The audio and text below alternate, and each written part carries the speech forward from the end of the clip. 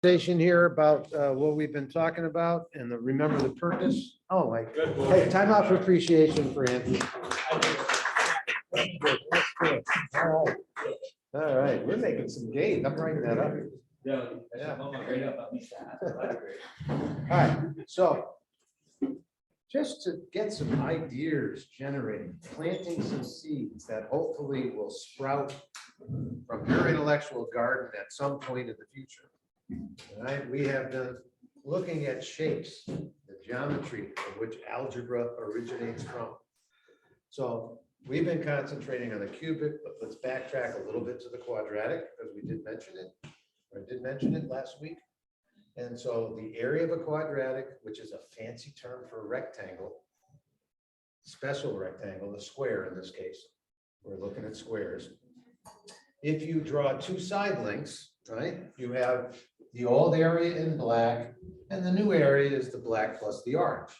And the rate at which that area is changing depends upon the side of the size of the rectangle. I was talking to Mr. Warren in class today, and he was doing 3D printer work, and he was making a box. And he went from a 1v1v1 to a 2v2v2. Might have taken him an hour to get from one size to the next. And then he was surprised when the 2v2 to the 3v3v3 took like 8 hours or whatever. All right. And he said, well, it's pretty simple. Bigger the box, the bigger the square area. Right. So there are a lot of simple connections to be made from this whole process. So, we're not going to carry in our pockets to work with this stuff. So we use symbols. And if you look at this, it's really 2x distances, right? Two side lengths that you're adding each and every time to increase the size of the box or the square. So we can think of that from a graphical context. Two sides, I'll call x the side length of the square. We have two of them. And the dx is simply the width of that line segment. It has a width, it's tiny. And that's what that is. And so this is the construction people use to measure the changes. And the total change comes from, a whole bunch of little changes. And if you add up all those little changes, you're really looking at the area accumulation. And the area accumulation is now shifted to this triangular from 1 to 2, say. Well, I want to do from 1 to 2. So it's really, every time I do this, I'm just showing it geometrically. And each one to the right is a little bit bigger, a little bit longer. And if I were to do that, say from a 1 size square to a 2 by 2 square, well, I hope you can see how much area has changed. I really have 4 1v1 squares there. So I went from an area of 1 to an area of 4. And so that's what is depicted in this calculation is we recognize the layering of change comes from the geometric shape of a square from 1 to 2. And x squared at 2 is 4, right? So it's really 2 squared minus 1 squared. And that's a change of 3. And that's called integration. And that's what you're going to study if you go to calculus next year. Right? And I don't think you can make those connections in a semester's worth of work when it's a complicated concept. So you have to start thinking about it a lot earlier than what normally takes place in a calculus class. And that's why we're doing this. So that when you take calculus, you actually have a little chance of understanding what's going on. Mom, okay, Alicia? You good? Okay. Now the cubic, we've been looking at numerically. We've been looking at graphically.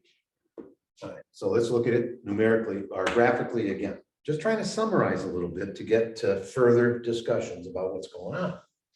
I hope we can all connect now. I hope we've heard it enough days in a row to understand that the surface area is changing least quickly when there's no box. Okay, so hopefully that little flat section of that curve might have a little more meaning for you now than it did 2 weeks ago. Whereas the magnitude, as I move in the negative direction, the magnitude is what? The magnitude is increasing significantly, and that's depicted in the lower left-hand part of this graph, more magnitude. But the actual numbers, -8, -1, 0, 1, those actual numbers are always increasing. Less quickly than more quickly. Less quickly, more quickly. And we talked about that concept as concave down, concave up, which matches up next year for you when you start studying acceleration.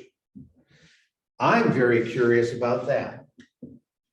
Right? That term is coming from 3 times the side length. And that pattern is holding up. And I didn't see that pattern until we started these discussions. Now, the repetition of this has allowed me to see that pattern. The actual acceleration of this model at this instance. For instance, if we said at 4 hours from now, grandma is 64 miles north of the border, that's a position statement. Looking at the change in the x's and the significant change in the y gives us 48, which represents actually her velocity. I'm curious to see if this represents acceleration. The actual acceleration is 24. And it's looking at those other numbers, this number is always half of whatever the acceleration is of an x value. I find that rather interesting. Why that's happening, I don't know, but that's what I'm going to be thinking about as we go through these discussions. Okay, so we're here now. Going back to the square. If I did x minus 5 times x minus 5, there's a quadratic term. Right? You must have done this in your algebra 1 with rectangle. No.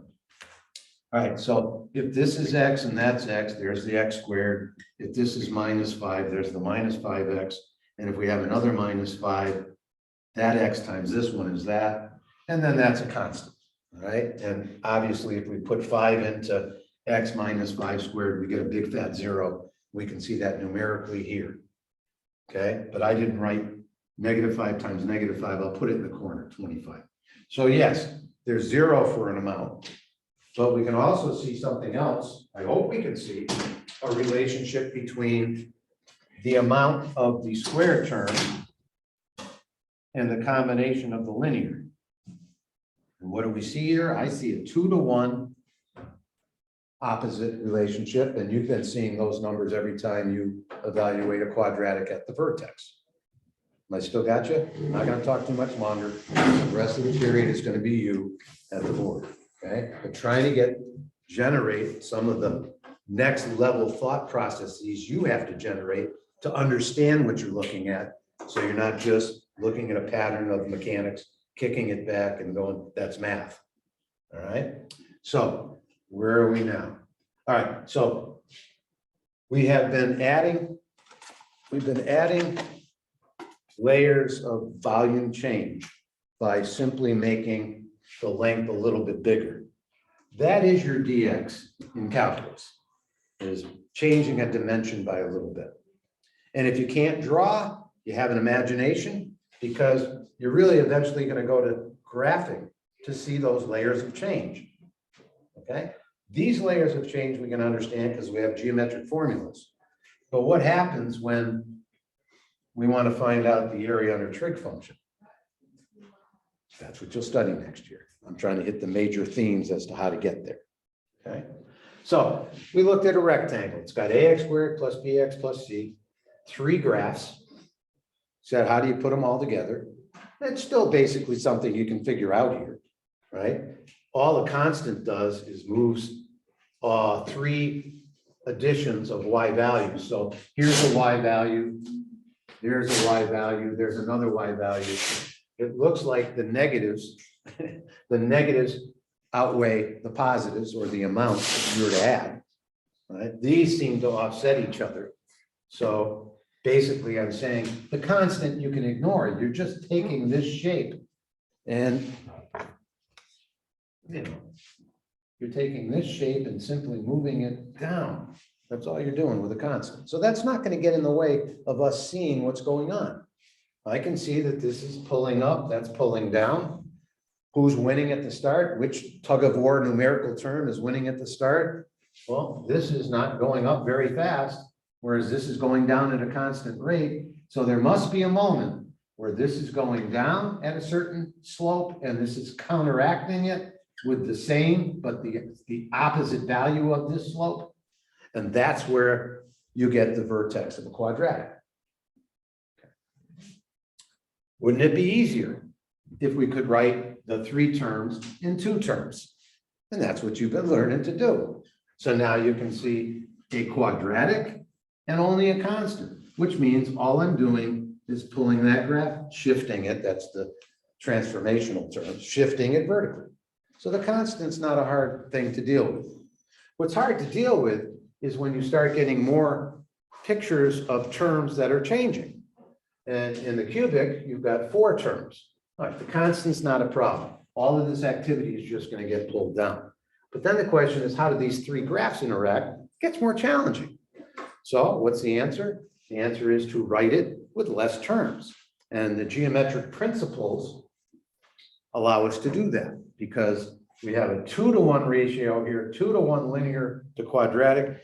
In the cubic, in a future discussion, I'll show you the numbers at work. There's a 3-to-1. It's all about geometric principles. Okay, no accidents here. So changing this into graphing form, here's a graphing form of a cubic. The cubic and a linear term. You can get rid of the quadratic term by doing what you did with the you can get rid of the quadratic term in a cubic the same way you get rid of a linear term in a quadratic. Complete the square, right? When you complete the square, you end up with a square and a constant, right? You change that rectangle. We've done that quite a bit. Okay, no different. It's got the same geometric principles here. Completing the cube, almost done. So how do you complete the cube? Well, we've been looking at a cubic that has roots at 0, 2, and 10. Again, you take the lengths of their differences in the dimensions, you add them up, and you divide by 3. In other words, you even them off. And if you do that, then you're down to one term that takes care of two of them. If you multiply this out, where h is b plus b over 3a, because the average of the roots is minus b over 3a, okay, we end up with a diagram like this with a constant, right? But the constant simply moves this up and down. So what would that look like if you added that together? Well, what's the rate of the cubic? 0. What's the rate of the linear function? Some kind of negative number. So what's going to happen at 0? Are we going to go up, down, stay the same height? No.